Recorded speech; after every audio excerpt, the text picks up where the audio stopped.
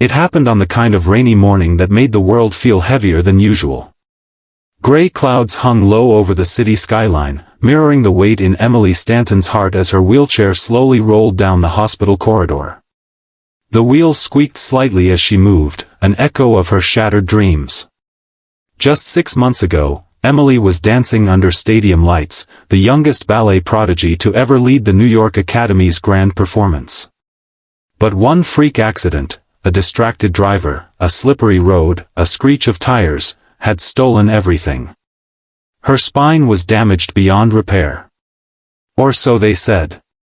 She hadn't walked since. And worse than the paralysis was the loneliness that followed. Everyone called her brave, but they didn't see the nights she cried into her pillow or the way she pretended to be okay just to stop her father from looking at her with that same haunted helplessness. Her father, Charles Stanton, the billionaire CEO of Stanton Global, a man used to fixing problems with money, power, and speed. But no amount of money could buy her legs back. And no amount of power could fix her soul. If you believe in the power of kindness, second chances, and the idea that one ordinary person can change everything, please take a moment to like this video, subscribe to Kindness Corner, and share it with someone who needs a little light today. Your support helps stories like this reach those who need hope the most. Charles had hired the best therapists, neurologists, even controversial foreign experts. He converted one wing of his mansion into a rehabilitation center. But nothing worked. Emily refused to speak most days. She withdrew into herself, haunted by the girl she used to be. It broke him. Not because he cared about appearances, but because he had built empires, yet stood powerless in front of his daughter. That's when he made the decision to take her away from the city, away from the noise, away from the sterile hospital beds and murmurs of pity. He took her to a remote recovery retreat in the mountains, a place called Healing Storms. A private facility known for combining modern therapy with emotional healing. It was his last hope. The air in the mountains was cleaner, colder, and harsher in a way that made Emily feel even more fragile. The staff was kind, but distant. Another patient to check off. Another routine to follow. Then, on the third day, something happened. She was sitting alone outside one of the wooden cabins, staring at the distant treetops, when a little boy walked up to her. He looked no older than 6. Freckles dotted his cheeks like stardust and he had this stubborn little cowlick in his brown hair. He stared at her wheelchair for a moment, then looked into her eyes and smiled. "My dad says you're really sad," he said simply.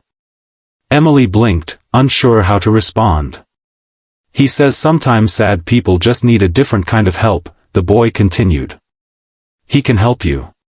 He helped me when Mommy went to heaven." She didn't know what to say, so she didn't. The boy turned and pointed toward the nearby greenhouse where a man in worn jeans and a navy blue t-shirt was tending to plants. He looked strong, hands rough with labor, but there was something calm in the way he moved. Grounded. Real. And when he looked up and noticed Emily, he smiled, not a pitying smile, not a doctor's forced grin, but something gentle and human. That night, she couldn't sleep. Not because of pain, she was used to that, but because of the boy's words. "He helped me." Who was he? The next morning, the man approached while she was sketching. He didn't ask what she was drawing or why she looked so angry. Instead, he knelt down, slowly, as if not to scare her, and offered a small flower he'd picked from the garden. "You don't have to smile," he said, "but maybe this will make today 1% better." Then he walked away. His name was Adam Miller.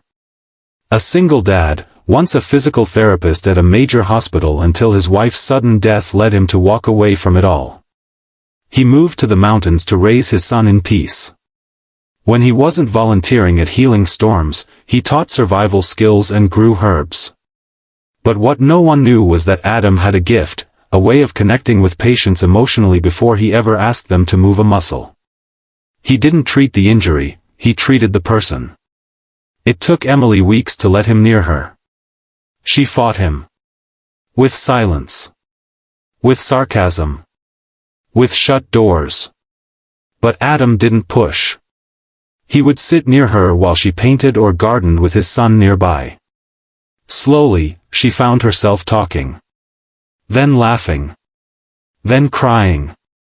And finally, trusting. One morning, as dawn lit the misty fields outside the cabin, Adam looked at her and said quietly, "I think your body's waiting on your heart. And your heart's waiting on permission to believe again." She didn't respond. But she didn't look away either. Later that week, she agreed to let him try something unconventional. He designed a therapy not centered around machines, but memory. He recreated the ballet studio's energy, hung mirrors, played classical music, surrounded her with scents she remembered from before the accident. He said he wanted to remind her body of what it used to love. What followed was painful. Agonizing. Unbearably slow. But something was different. She didn't feel like a patient anymore. She felt like a person again.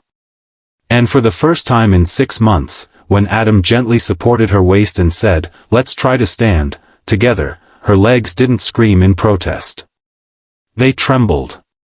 But they didn't give out. She didn't walk that day. But she stood for 3 seconds. And she wept, not out of pain, but out of hope. Charles Stanton didn't understand it at first. He had hired dozens of professionals, spent millions, and now this ordinary man from nowhere had done what none of them could. He confronted Adam, skeptical and guarded. "What makes you think you can fix her?" he asked, voice low with years of frustration. Adam didn't flinch. "Because I don't see her as broken. I see a girl who forgot how strong she is." That was the day Charles finally let go, and let someone else in. Progress was slow. Some days, Emily regressed. Others, she surprised herself. But always, Adam was there. Not with commands. But with calm. He never once promised she'd walk again. He only promised she wouldn't face it alone. And sometimes, that was enough. One golden autumn evening, in the field outside the retreat, Emily took her first 5 unassisted steps. Her son's laughter echoed in the background. Adam smiled quietly. Charles cried openly. And Emily, for the first time, believed in tomorrow. If this story touched your heart, please don't leave without liking this video, subscribing to Kindness Corner, and sharing it with someone who needs a little hope. Your engagement helps us keep spreading stories that heal. Speech Balloon, we'd love to hear from you. Please comment below, what part of this story moved you the most? Your words help us bring more kindness into the world. Would you like me to continue the story into a part 2, perhaps showing what happens when Emily decides to help others like her?